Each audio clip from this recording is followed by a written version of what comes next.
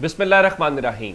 लाखों करोड़ों दुरूदो सलाम मोहम्मद मुस्तफ़ा सल्लल्लाहु अलैहि वसल्लम और आले मोहम्मद पर। मैं हूँ उमर दराज गोंदल। चूँकि आज पहला वर्किंग डे है और मैंने आपको बताया था कि ये पूरे का पूरा हफ्ता या जो आज से आगाज़ हो रहा है, ये सुप्रीम कोर्ट में हमें एक हंगामा खेज़ हफ्ता देखने को मिलेगा और उसका आज बाकायदा आगाज़ हो गया है।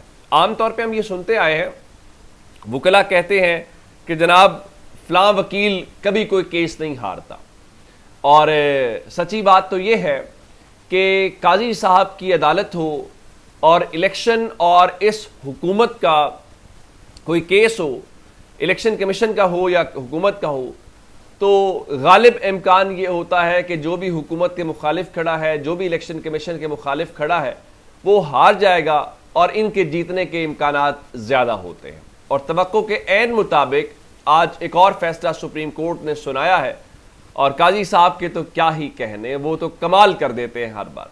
आज फैसला क्या था? आज उनके सामने, उस बेंच के सामने केस था पंजाब को लेके, और पंजाब में जो इलेक्शन ट्राइब्यूनल्स हैं उनके हवाले से एक फैसला महफूज किया गया था।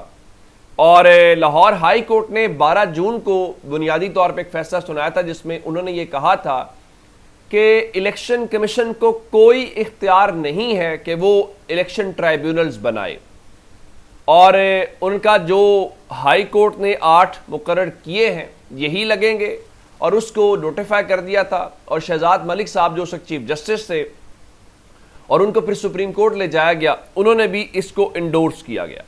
आपको पता है कि अब से थोड़ी देर पहले सुप्रीम कोर्ट ने फैसला सुनाते हुए लाहौर हाई कोर्ट का 12 जून का फैसला कल अदम करार दे दिया है। अच्छा, इस पे अगर आपको याद हो तो ये वही केस है जिसमें सलमान अकरम राजा साहब ने और हामिद खान साहब ने काजी फायज ईसा साहब के ऊपर एतराज़ किया था, और उन्होंने कहा था कि हम ये समझते हैं कि आप इस बेंच से अलग हो जाएं, आप हमारा केस ना सुने। तो उसके ऊपर फिर इवन उन्होंने कहा कि जो रजिस्ट्रार हैं उनको दरखास्त देने से भी रोका गया, लेकिन काजी साहब बड़ी ढटाई के साथ बैठे रहे। हालांकि ग्रेसफुल जज वही होता है जिसके ऊपर इतराज़ लगे और वो अपने आप को रेस्क्यू कर ले, लेकिन काजी साहब कहते हैं नहीं, आपने रेस्क्यू करने कर ले, मैं इस इलेक्शन कमीशन और हुकूमत के हवाले से मौजूद हूँ।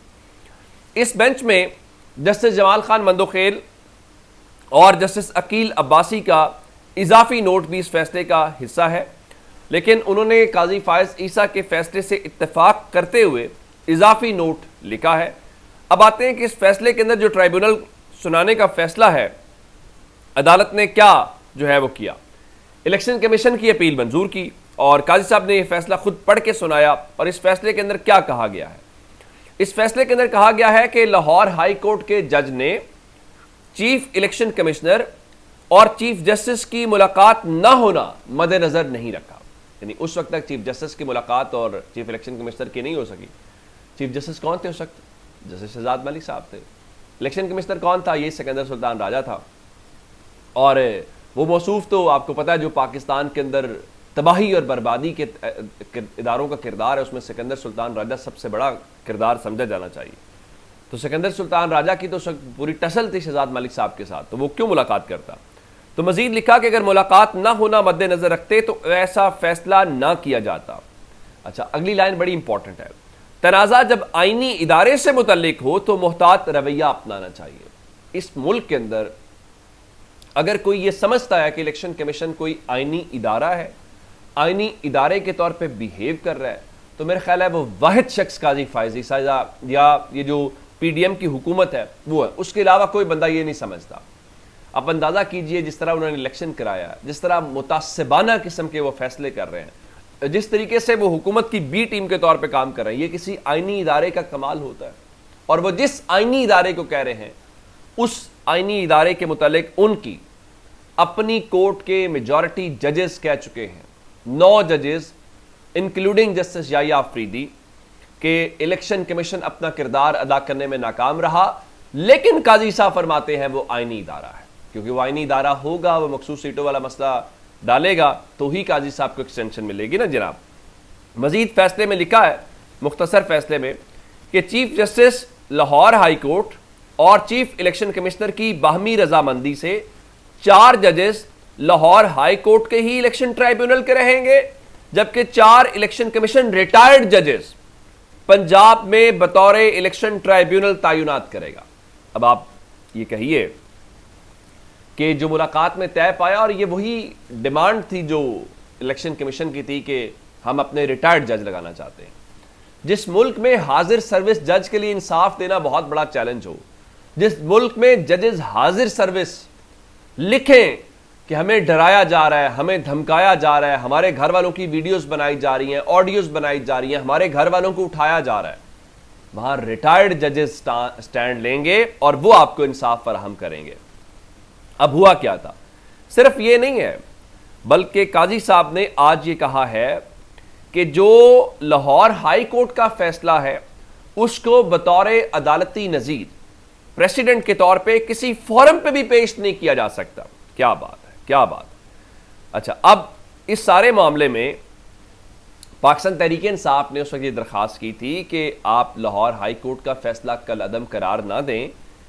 इससे तासुर ये जाएगा कि अदलिया इलेक्शन कमीशन के मातहत है, हालांकि ये काम इलेक्शन कमीशन का है, लेकिन काजी साहब अखीर कर देंगे, वो भट्टा बिठा के इस निज़ाम का जाएंगे। पता नहीं जाएंगे कि नहीं जाएंगे, ये तो अब थोड़ी देर के बाद आपको 63A का केस जस्टिस मुनीब वाला लगेगा, पता चल जाएगा।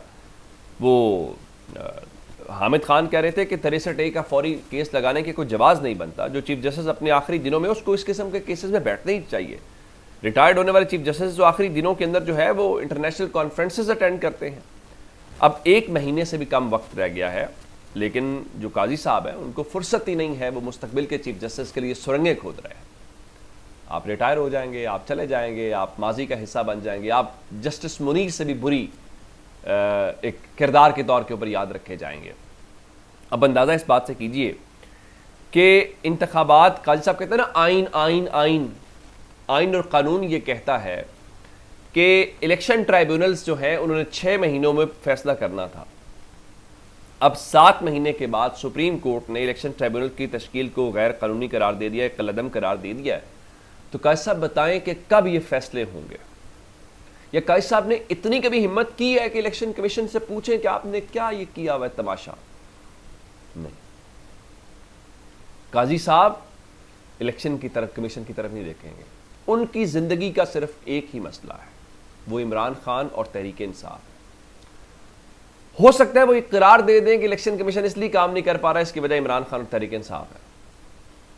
मेरा नहीं ख्याल कि अब, उस दिन तो इवन इमरान खान कह रहे थे कि मुझे नहीं लगता कि ये उनके अल्फाज थे कि जिस किस्म की हरकतें कर रहे हैं काजी साहब, ये जहनी तौर पे भी ठीक है कि नहीं ठीक है, कि मुल्क के चीफ जस्टिस के बारे में कहा जा रहा है और ऐसे ही नहीं कहा जा रहा। क्या कहा इसके ऊपर हुकूमत तो ज़ाहिर है बहुत खुश होगी, उनके कैंप में तो जश्न होगा। अभी एक तो ट्राइब्यूनल्स वाला, क्योंकि इलेक्शन कमीशन उनकी मर्जी के रिटायर्ड जजेस से फैसले लेना चाहता है, रिटायर्ड जजेस क्या फैसले देंगे तो वो इसलिए खुश होंगे, जो काजी साहब ने चंद रोज़ पहले फरमाया था कि वोटों के सामने फॉर्म 45-47 की क्या हैसियत होती है। तो आज इस फैसले से अमली तौर पे सुप्रीम कोर्ट ने फॉर्म 45-47 का तनाज़ा ख़त्म कर दिया है। अब रिटायर्ड जजेस जो हैं वो बिल्कुल वही फैसले देंगे जो आपने वहीं पे फॉर्म 47 वाले दिए हैं या आपने पहले किया था। तो मुकम्मल अरेंजमेंट है, लेकिन इस अरेंजमेंट को आप कब तक चलाएंगे? 8 फरवरी को भी आपका अरेंजमेंट था, कहीं ना कहीं तो आपको गिरना है, नाकाम होना है। अपना बहुत सारा ख्याल रखिएगा। खुदा हाफिज़।